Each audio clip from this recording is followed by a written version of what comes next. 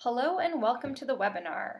This is an introduction to anti-racist organizational change, or AROC, as I will be referring to it throughout the webinar.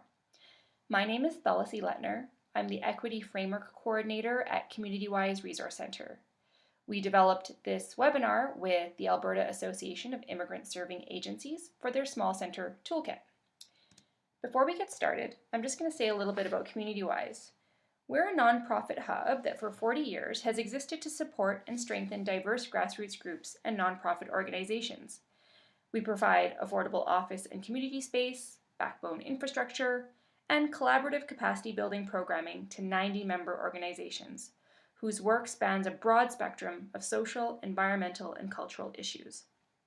Our goals are to support our members so that they can better achieve their goals, and also to contribute to making Calgary's grassroots and nonprofit sector more equitable.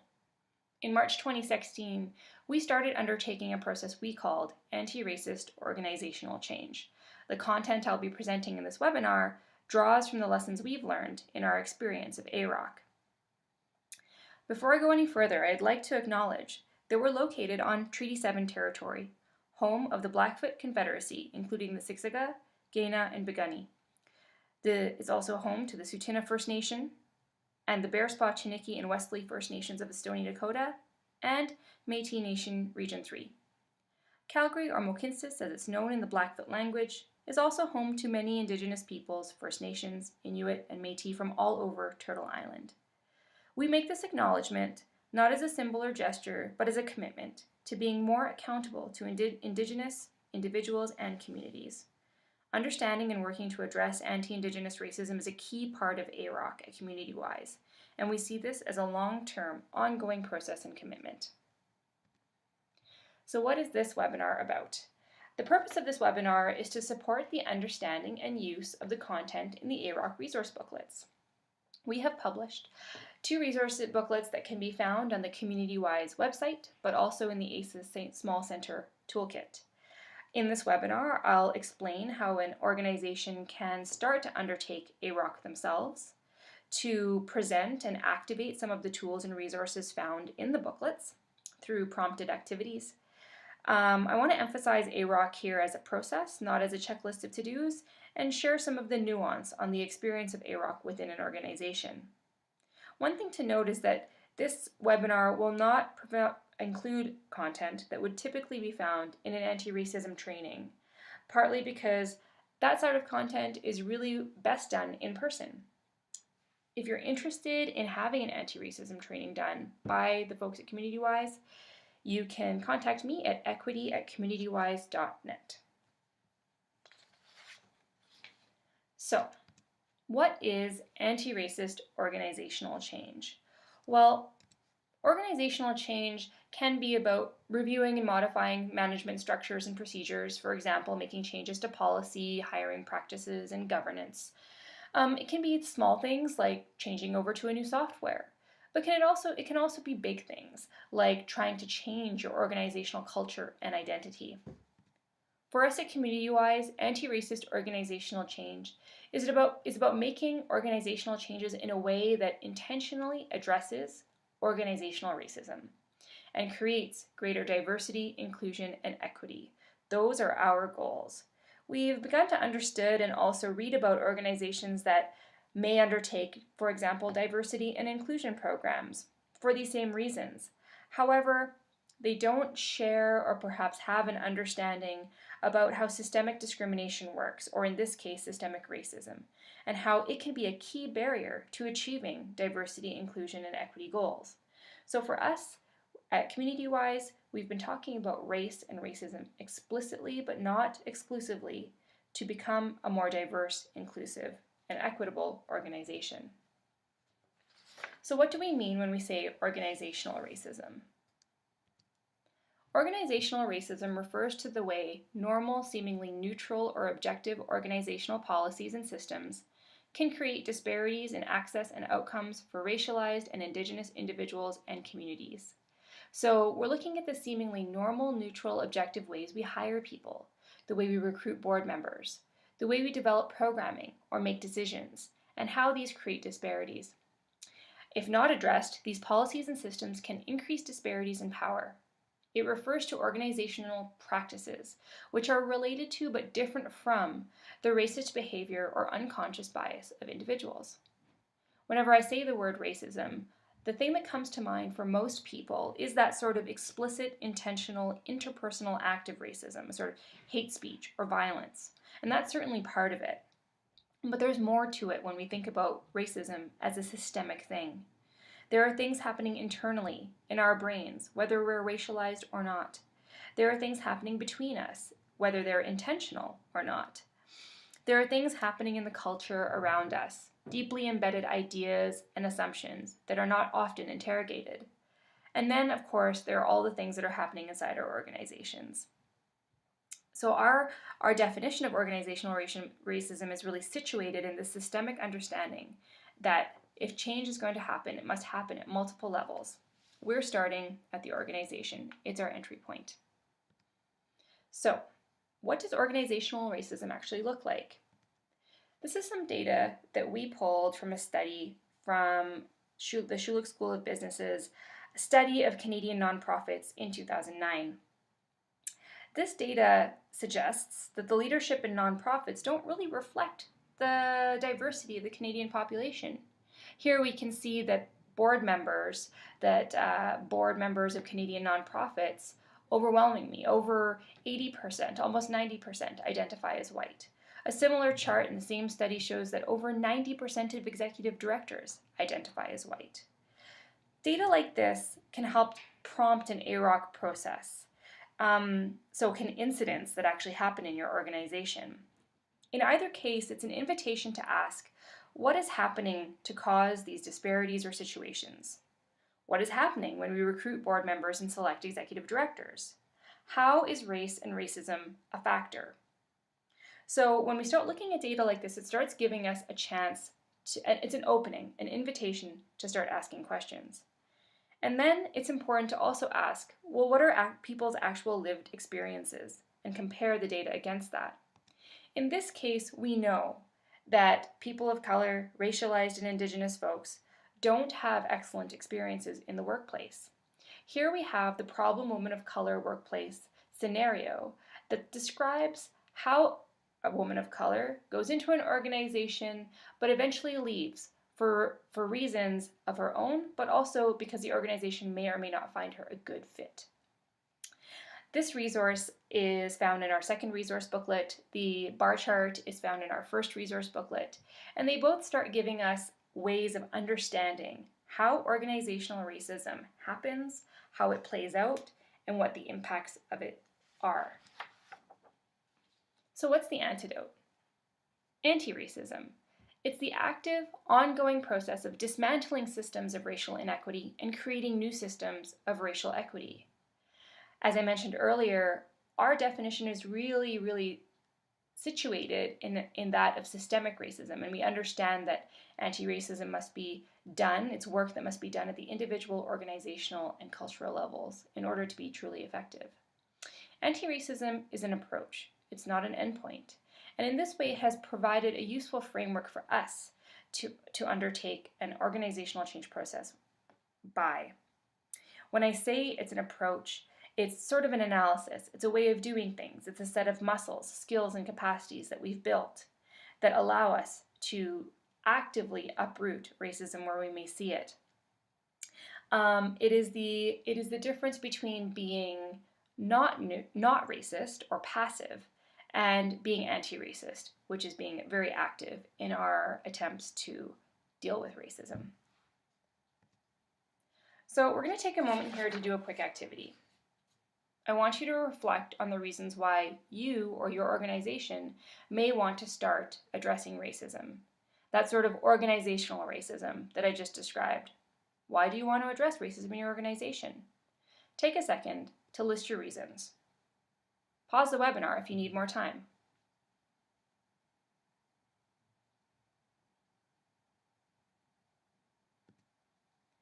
There are many reasons an organization may undertake AROC, but we found, especially using this framework that was developed by Jojo Geronimo, that the reasons fall into two major categories.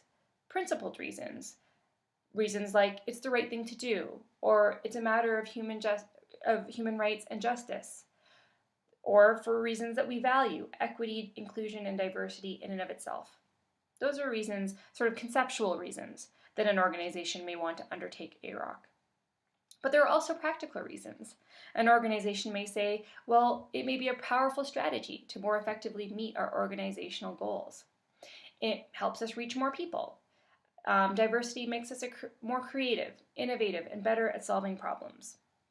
These are all good reasons to start undertaking a process like AROC, but it must be said that the principled reasons must be held as core, because if we don't do that, we might find that the work becomes superficial or it falls off the radar.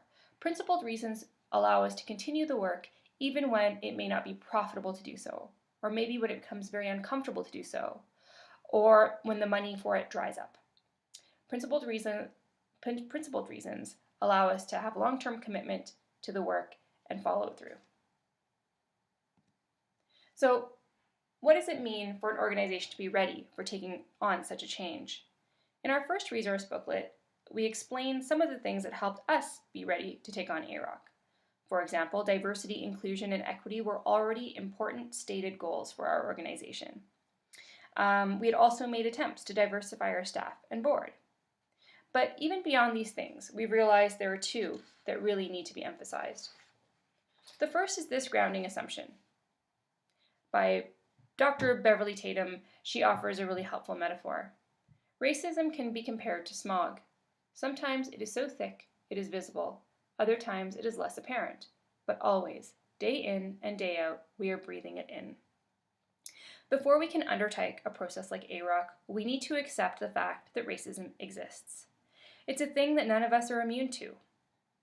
There are psychological reasons for this, like implicit bias, but there are also strong institutional and cultural reasons for this.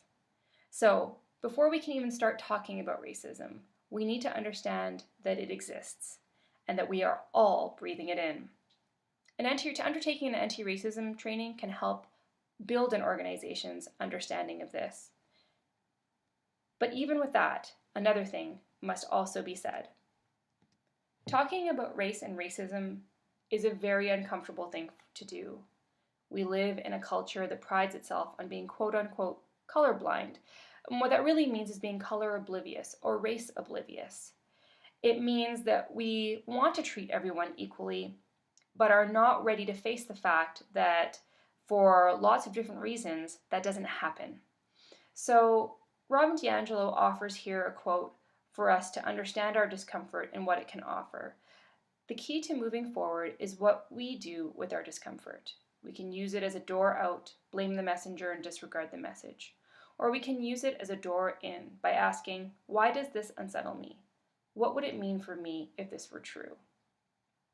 These are questions that are important to keep in the back of our mind as we undertake an AROC process.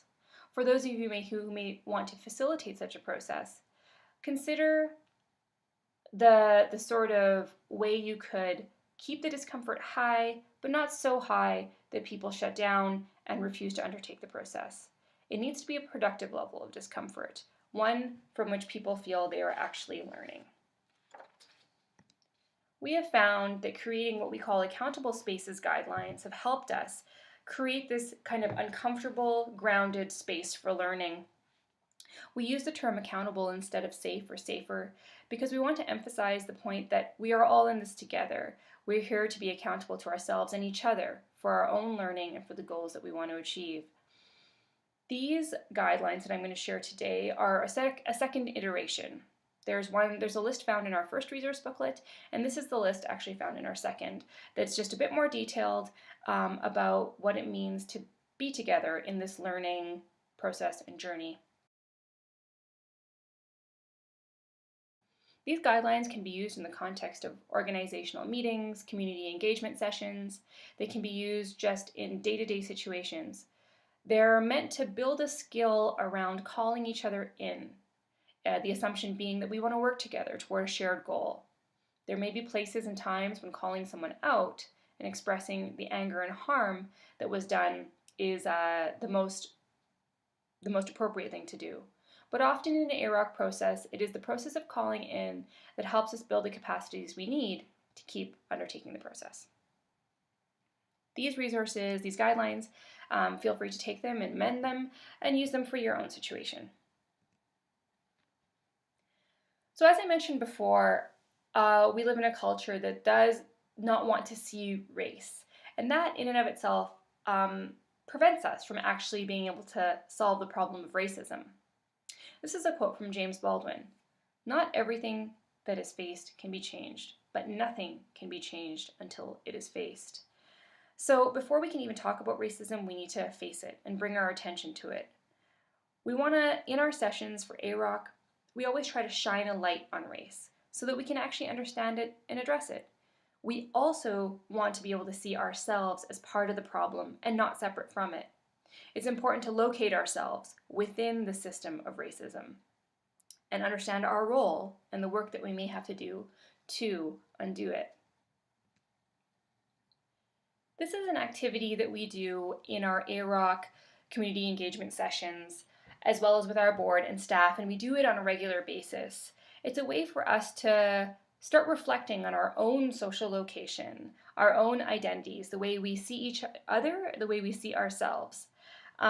It's a way for us to become more race aware. The question I'd like you to think about is, what is your ethno-racial identity? Take a minute to reflect on that. Everyone has a story to tell about the people and places they call home, about the cultures and traditions that shape them, and about the ways in which they identify themselves, but also the ways in which other people identify them. Reflect on how you see yourself through an ethno-racial lens. Let me provide an example. I identify as a Sri Lankan Tamil Canadian. I was born in Edmonton in Treaty 6 territory, but my parents immigrated to Canada from the northern peninsula of Sri Lanka. They were not refugees, but they were seeking refuge from an ethnic conflict that was brewing there. I see myself as straddling a fine line between being an immigrant, but also being a settler. And finally, I would say that when people look at me, they don't automatically know I'm a Sri Lankan Tamil Canadian, so I'm racialized as a brown person, and that is also part of my identity. So take a minute to reflect on what your story might be. Remember that you can ask yourself this question over and over again, and new things will surface, new things will emerge. Share these stories with your colleagues. Get to know each other. It's a way for us to, again, locate ourselves, locate each other, but also to start understanding the complexity of what race and identity is.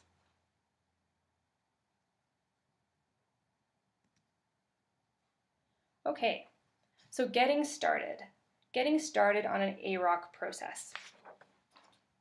The first thing that you could do to start the conversation is actually undertake an organizational self-assessment. This is a short tool that we put together and is found in our second resource booklet that can help start that conversation. It's not meant to be comprehensive. It's just meant to start to think about things differently from that racial lens.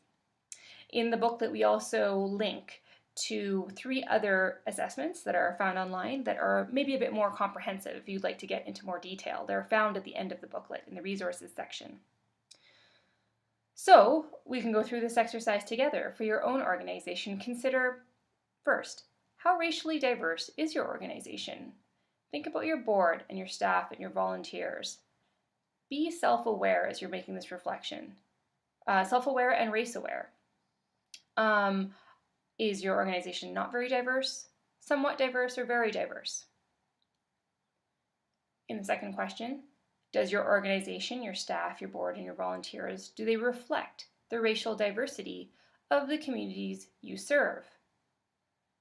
No, somewhat, or yes. Yes would be that attempts are made and to make sure that that racial diversity is reflected within the organization, and it's understood why that's important. 3, do people of different racial backgrounds hold positions of power? So C-suite being the CEO, COO, CFO positions. If you have that sort of corporate structure. But it could be the executive director, the chair of the board, the president, etc. No, never. At times. Or yes, always. Again, understanding that diversity in leadership positions, racial diversity, is very important. 4.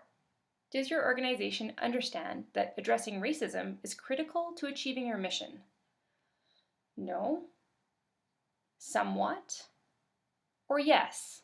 Yes being that an understanding of systemic racism is built into your strategic documents or your theory of change. It's understood by all staff. And we understand the line that connects us between addressing racism and achieving our organizational goals. Finally, does your organization collect data by race about your impact on the communities you serve? No. Somewhat. Or yes, we do collect data by race. This last one is quite difficult to implement. However, it allows us, if we're able to do it well and effectively, it allows us to be race aware about our impact on the community and responsive to the things that we might find when we collect that data. So again, this is an activity you can do with your colleagues, with your board, to start a conversation about what starting a process like AROC might look like at your organization. And community-wise, when we started undertaking that process, after we had that initial conversation, we decided we wanted the process to be emergent. We wanted it to be consultative, very, very heavy, very much centering the lived experience of racialized and Indigenous individuals. This is partly because we didn't really know what it is we were undertaking, and we felt there was a lot that we needed to learn. So we tried as best as possible, instead of achieving some sort of desired end goal, kind of describing those, we decided we wanted to be very equitable, racially equitable as possible in our process itself. Here's a quote from our AROC advisory group. I appreciate that AROC is committed to promoting inclusion and equity not only as an outcome, but also through its process. Meaningful change that prioritizes the voices of those most impacted by racism is far-reaching and vital. So the way we did that was forming an advisory group and a working group, as described by those concentric circles. Resources in the first resource booklet can tell you a little bit about how we did that, the terms of reference that we used, and some of the questions that we encountered as we undertook this work. The second diagram describes that sort of emergent nature of our learning, understanding that at some points we would diverge in our thinking and we'd be exploring big ideas about race and racism and how it all impacts people in organizations. And that at times we'd find ourselves converging, understanding that there were tools or solutions that we could start developing based on what we were learning and things that we could start trying out. An emergent process is constantly going through these waves of learning, of unlearning, of creating and exploring. And that's what our experience at AROC has been like. One of the tools that we've used in our learning process and through our consultation with our advisory and working groups, but also with our board and staff, is this organization as onion model that's adapted from one that was developed by Intrac. This model describes the many different layers of an organization, some of which are at the surface, and they're easy to change and can change often, things like external communications, programs and work with community, for example. But then there are things that are more core to the onion, things like governance, your strategy documents, your vision, mission, purpose, identity, culture, and values. These things will endure over time, regardless of who's around. You'll find that human resources are kind of right in the middle. People definitely drive the process of AROC within an organization, but the changes that they make should be able to endure over time and also not change super often. So this is a way of understanding how something like AROC needs to happen, not just at the surface level. For example, organizations might do a really good job of diversifying their communications or their programs. They might be able to do that very easily, but struggle when it comes to hiring people which are more core to the onion, certainly diversifying their board or the processes by which they monitor and evaluate or develop finance plans. And also, finally, within that core of the organization, things that are embedded in your key guiding documents, the things which that an organization is ultimately accountable to. So we undertook this exercise with the people we were working with to kind of get a better sense of how organizational racism manifests. So for each layer, we did ask, what are the opportunities to address racism here, and what are the challenges? Then for each of those opportunities and challenges, we did ask, what is in the organization's control to address, and which are not? This helped us understand things that we could actively work towards improving and things that we might have to do more in the systems around us in the nonprofit sector that might need to change to actually address the organizational racism we found. So this is a tool that's found in our first resource booklet, and the activity is also described there. As we undertook this consultative and emergent learning process and organizational change process, it became very important for us to constantly engage in processes of action and reflection, a praxis that allowed us to learn by actually doing and to build those anti-racism muscles, that anti-racism ethic, as we went along.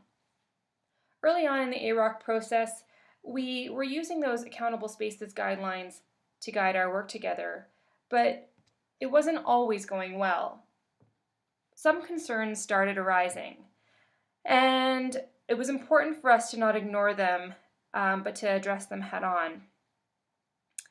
We were noticing that there were some examples of microaggressions happening within not only the working group, but also the advisory group. We wanted to confront these. So, as a group, we reflected on the list of concerns that had come forward, and as individuals, set goals for ourselves. It was a wake-up call for many of us in the AROC process. It was a moment when we decided that we wanted to do better, and reflection is what allowed us to do so. So, none of these were meant to make people feel bad. They were not meant to point and blame. Instead, it's to just acknowledge that when you undertake something like AROC, you're not always going to get it right off the bat. In fact, you never are. But it's important to look at what's coming up and what's surfacing for people so that we can start addressing them. And again, building new skills and capacities so that they don't occur again in the future. So this is some work around individual accountability that we did in the working and advisory groups. At an organizational level, we also used reflection questions with our staff and our board and our member groups to better understand how to navigate through our work of AROC. With the staff, we used questions like, how is AROC affecting your work as staff at CommunityWise? How is AROC affecting our work as a staff collective? What is starting to not feel good? These questions were really, really important. Organizations that undertake something like AROC may feel that doing a training, for example, is the thing that will solve some of the problems, but trainings we find are very limited. They're less of a vaccination against racism and are needed in much more regular doses, which is something that we try to do at CommunityWise, but still then we were not sure how the impact of those trainings and new knowledge was maybe impacting our work. We also weren't sure how the changes in policy we were making were actually affecting our work as staff at CommunityWise. These questions allowed those things to surface, allowed us to understand where we may not be having impact. At the board level, we used these questions early on in the AROC process. What do you think the board's connection to AROC should be?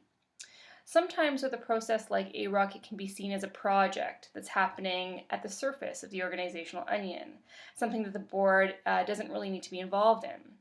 We wanted to get a sense early on of what our board thought, how they thought they should be involved in, but also to get us a better sense of how they should be involved and to provide those opportunities wherever possible.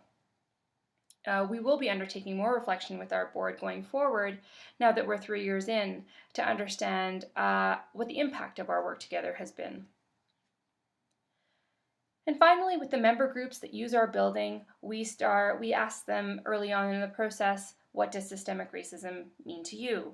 This is a question that allowed us to understand where our members were at when it came to something like AROC. It allowed us to get a sense of who might want to learn from the process that we were undertaking and what they would want to learn. So these are all questions. There are lots of different types of questions that may be cause for reflection at your organization. We would recommend that in our experiences to do them as often as possible. We have also found that that's not always easy to do, especially in small nonprofits where there's lots of work to do and little staff and board time to do it in. Nevertheless, they've always brought up really, really important things that have allowed us to not only navigate AROC, but really make important changes along the way. Here's a question that you can use to start your own reflections in advance of AROC or even as you're in the midst of it. What is starting to not feel good in your organization?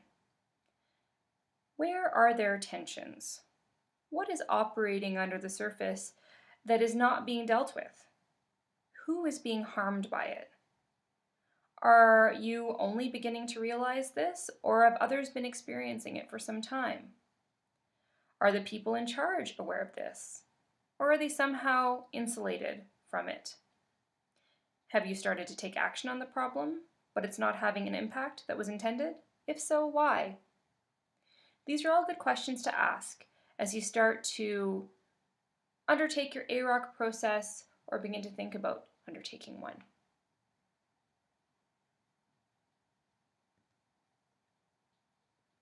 Transformation. The ultimate goal of AROC is not simply a more inclusive organization or a more effective one.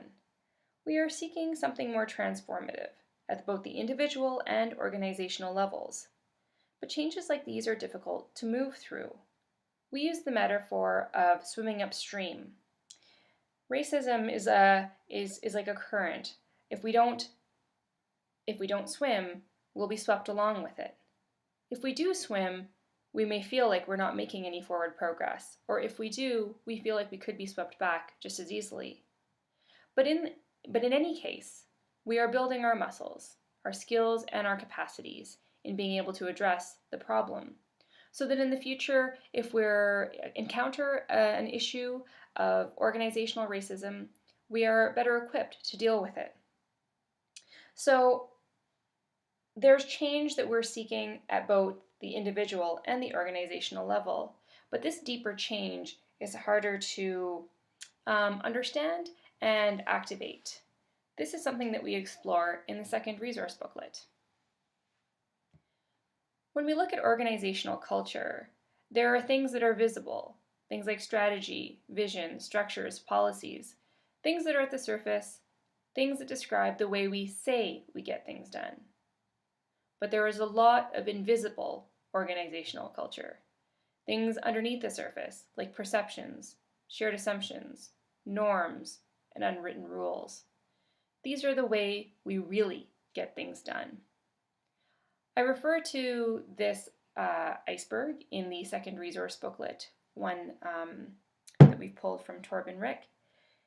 And it helps us start talking more specifically about culture and what that is in an organization, but also in the broader world around us. When we talk about racism, the norms around us are described as a culture of whiteness. And we wanted to get a better sense of what is this culture of whiteness. It's not necessarily just linked to white skin color. It's about cultural values, norms, beliefs, and attitudes that are seen as being dominant, while all others, are seen as inferior. Aspects of deep culture, things that are happening below the surface, can include approaches to decision-making, concepts of accountability, concepts of fairness and justice, communication styles and rules, attitudes towards work, or notions of leadership. These are some of the many aspects of deep culture that we started to explore and try to better understand as it relates to a culture of whiteness. This is an example of what we came up with in our working group. When asked to consider what approaches to decision-making are like in a culture of whiteness, our participants said things like, well, decision-making is quick, fast, and there's no time to process. It's top-down. Or there may be tokenistic consultation. Whomever is the most outspoken seems to impact decision-making more. It's rational and data-driven, and not emotional. You're not supposed to get mad or sad. But when they were asked to describe ways of decision-making in other cultural ways of knowing and being, they said things like learning or deciding through life experiences. It's non-academic, oral. It involves consulting community members and includes the impact on others and has more range in the time frame. This helped us in an analytical way give us a sense of what a culture of whiteness, or what more academically would be called white normativity, actually looks like inside organizations. We also wanted to know, however, what the experience or emotional experience of living and working in a culture of whiteness felt like to racialized and Indigenous folks. Members of our advisory group considered this question and were given free rein on how they could express what they feel when they live and work in a culture of whiteness. This is what one of the participants came up with. The white space is alien, foreign, not familiar, uncomfortable, not necessarily receptive, not necessarily welcoming. One misstep and you're challenged, dismissed. It's a very powerful description of the experience people have within an organization, and it complements some of the other tools that we've shared today, like the problem women of color scenario, or the ways in which racism may manifest through an organizational onion to create this feeling or experience. Transformative organizational change for us through the process of AROC is not simply about helping individuals tolerate or survive these conditions in a culture of whiteness, but to thrive in multiple ways of knowing and being. And this is what we feel is the true promise of multiculturalism and the challenge of how to accommodate it within an organizational structure. At an individual level, we wanted to evaluate what was surfacing or changing for the individuals that were involved with the AROC process. We worked with our evaluator to develop an approach to evaluation that was consistent with seeing AROC as an emergent process. As the AROC theory of change became clear, and this is described in the second resource booklet, we wanted to understand what impact this work was having on the people involved in it. Using a modified most significant change methodology, we asked members of our AROC advisory and working groups, which include members of our board, staff, membership, and community, the following questions. Write a story of what has changed for you since you started with AROC, and what has been a most significant change. As we collected the stories, it became clear that there was deep individual level change occurring. In general, individuals feel that their increased awareness has led to increased skills and increased confidence in being able to see and address issues of marginalization, racism, and white consciousness in their personal lives and workplaces. This is an example of a quote from one of the participant stories. I no longer deny that my own nonprofit race organization is racist. I no longer see that as a scary fact that should be denied and justified away. It's simply a true fact. And once it's accepted as true, it's easier to see that we can work to change it. Stories like this emerged throughout the most significant change evaluation process and are shared in the second resource booklet, but also in a full report on our website.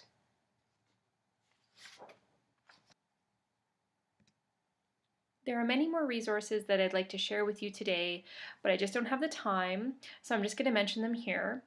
In the first resource booklet, we have some comments and notes around how we resource the work of AROC. It's a very critical component to undertaking a process like this, is making sure you have the resources to do it. We talk a little bit about that in the second resource booklet as well. In the first resource booklet, we talk about how we worked with our board and how we started approaching our work around policy development or updating policies, including a policy audit that we did undertake. And finally, we offer some tools around how to improve hiring, including an annotated job posting to show how we try to make that posting a little more racially equitable. In the second resource booklet, we share a bit about our AROC theory of change. It's something I mentioned in this webinar as well. It maps out the change pathways that started to emerge as we undertook AROC and some of the tensions that emerged along the way. In the second resource booklet, you can find some deepening of our understanding of the concept of intersectionality and how that analysis and approach must be used when we're talking about anti-racism in organizations certainly, but in general as well. And in both resource booklets, we talk about racial caucusing as a facilitation tool that we used with our working in advisory groups. In the second resource booklet, we talk a little bit more about how we expanded our capacity in undertaking the process and shared our experience with you. So please take a look at the resource booklets and dive into these other resources that I was not able to share with you today. AROC is ultimately an ongoing process. Again, it's the active process of dismantling systems of racial inequity and building new systems of racial equity. Community-wise is three years into a process that can take 5 years or more. It's a personal, relational, emotional, and contextual process. It's a journey more than an endpoint. And this is what we've learned so far, the stuff that we've put in this webinar, but also that which is found in the 2 resource booklets. We will continue the process and hopefully share more as we learn and go forward with our AROC process. Thank you for sitting in on this webinar. For more information about AROC and for more tools and resources, please refer to the resource booklets that can be found at communitywise.net and in the ASA Small Centers Toolkit. Thank you so much to ASA for collaborating with us on the creation of the second resource booklet and this webinar. If you'd like to get in touch with me, my email address is equity@communitywise.net. Thank you.